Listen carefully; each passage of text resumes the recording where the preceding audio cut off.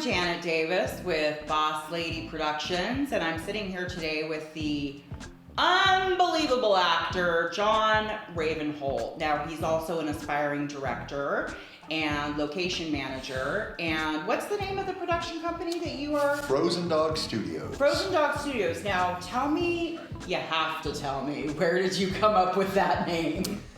When you, of course, you hear the name Frozen Dog, you think what somebody's poor dog was found at the spring thaw or something. Or you think of perhaps some sort of a delicacy culinary that maybe Americans don't find appropriate. Well, I like the dark twist. It's a frozen dog road. And once upon a time, they had to deliver. So it was a dog sled road. It was like a dog sled run. road. And they had to deliver to the miners that were up that way with dog sleds. But mainly you are an actor. Mainly. Some of the projects that I've seen you recently in, I know that I saw you recently in The Boy Left Behind, which you were...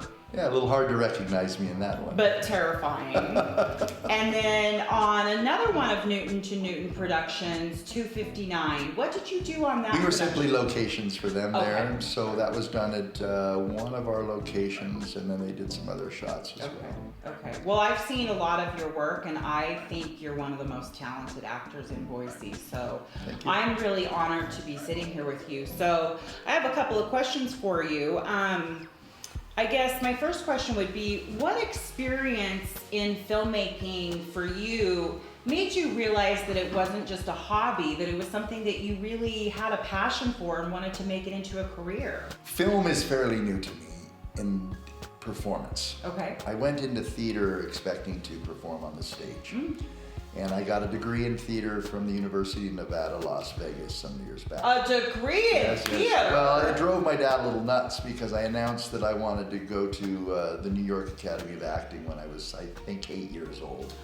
And my father was a professional and a doctor, and he looked at that and You want to be an actor? Yes. Coming from an 8-year-old, it was like, and yeah, you think that's what you want at 8. See, now, me as a parent, if my 8-year-old said that, I would be like, hell yeah, that's what you... But... He didn't support it at the time, so I started questioning whether a career in acting was something I would do or not, but I knew I wanted to be involved. So I did theater all through school. I think my first time on stage, I was 6, maybe I was younger than that. So you started at a really, really young age. Yeah, it was a play called The Rainmaker, which was it was called 110 in the Shade. My first play was Paul Bunyan. I played Paul Bunyan. It's interesting to note that when I graduated with my degree in theater from the University of Nevada, Las Vegas, many years later, I did my senior directing project in the Black Box Theater that was named after my girlfriend's father, who was the dean of the theater department. And what was your girlfriend's name? Amy Harris at the time. And she is not the woman you married? Well, she's still dear to my heart, and we are actually friends on Facebook, which is nice. But it was nice going to school, leaving high school.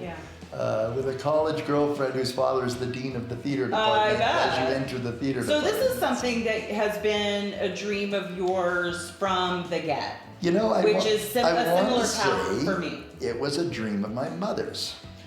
She was in Pennies from Heaven as an orphan. Really? And her and her sisters are one of many children in an orphanage that were filmed with Bing Crosby singing Pennies from Heaven. It's such a different culture now with everybody being able to work remotely and audition via Skype. How realistic or possible do you think it is for someone in a place, an indie film community like Boise, to sort of maybe make a success of themselves in this world? I don't think there's many paid gigs. And this was a hurdle I had to come over. Yeah. Because I graduated with my theater degree at 25. Right. And I did not pursue it. I think I was fooling myself because there were a lot of people in line ahead of me. Nobody knows. You know what, though? I had similar experiences, though, so don't think you're alone in that. So I was afraid to go try. I was either going to fall flat on my face and come crawling back to Las Vegas, or succeed and be on the treadmill and not be able to get off. Yeah. I designed a very comfortable failure for myself. Which was? Addiction. Oh, high five! I met you there. I found methamphetamine almost the year I graduated. Yeah. It gave me a sense of, gee, I've achieved my Academy Award and I didn't have to leave my couch. Doesn't it though? Towards the end of my run is when I started to question, because I started wanting to question, my integrity started to come in question. Did you get to the end of that run? I had 2 children. I had twin daughters. And when those twin daughters were born, they were swiftly put into foster care. And the question was, you can choose to continue this life of self-indulgence, or you can be the father these children need.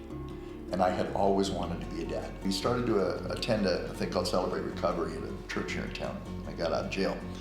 And it was there that I met Brandon Freeman, who was on staff there at that church. And that's that's right. He was a pastor back then. Yes, he was doing their audio-visual stuff. Your story's So making me I started, I had this amazing turnaround, and it messed up the health and welfare people here in Boise because they'd never seen anybody drop meth cold turkey. And I dared God to take the love of meth from me, and I walked out of jail, and all I had to do was say no to the first person who put it in front of me, and it was pretty easy after that. And it took 28 months before the court said, we think you're fooling us, we don't know how you're doing it, but you had nothing but clean tests, so here's your kids back. Isn't it always interesting because you hear this same repeated theme over and over again? My kids saved my life. Oh, they absolutely did. Because they're more important. As some people know, I suffer very severe, debilitating chronic pain, and it caused me to have an Oxycontin addiction for some time, and then develop crippling agoraphobia. So I didn't leave my home for about 8 years, and Spirit stepped in that case, in your case, and I actually received visions of what my life would look like if I started leaving my house. And here you are. A year ago, I would have swore to you that I would have never left that house again. Boy, you're the first interviewer and probably the last interviewee that's going to make me cry. I think, that the point of the story is that a lot of artists are very tortured. The moment I knew I wanted to be an actor. You figured it out? I did. I was about in first grade. And I was walking home from Boulder City Elementary School. Someone asked me, what do I want to do? What do I want to be when I grow up? The theater allows you to be anything, any day. I was 2 years old. I had 3 older brothers, much older brothers. My brother Aaron played a Beatles live album for me. Very nice. Good brother. I heard the applause at the age of 2, and that was it for me. Yeah. I knew from that moment I wanted to be a performer. Yeah. What do you see as the biggest overall challenge that you face regularly in this particular career, and what is your approach to overcoming it? You keep enough projects going that people see you and think about you, and when they're casting, you're still in their mind. Okay. And I think the easiest thing to do, and this is my Achilles heel, is to continue to wait for the phone to ring rather than pound the pavement. I think our film community is certainly unique and different. It is, but it's very provincial. You'll see the same people using the same people over and over. Right. And to some degree, I'm looking for that myself. I have my directors who use me, and as long as they keep me, I'm in their mind, that's great. Yeah. I fail in that I am not out there. So maybe a new resolution that you could set for yourself for this new year would be to start building relationships with new filmmakers and I think that's what I'm doing. Okay. This year, I want to make it real. Well, we have gone over time, but it's been absolutely the biggest pleasure to interview you, Jon. I wish that I could sit here and talk to you for hours and hours and hours, but I have someone coming in. Again, this has been Jon Ravenholt, wonderful actor, wonderful, just salt of the earth, and that is not something I normally say. If you know me, you know that. This guy is a dope motherfucker, okay?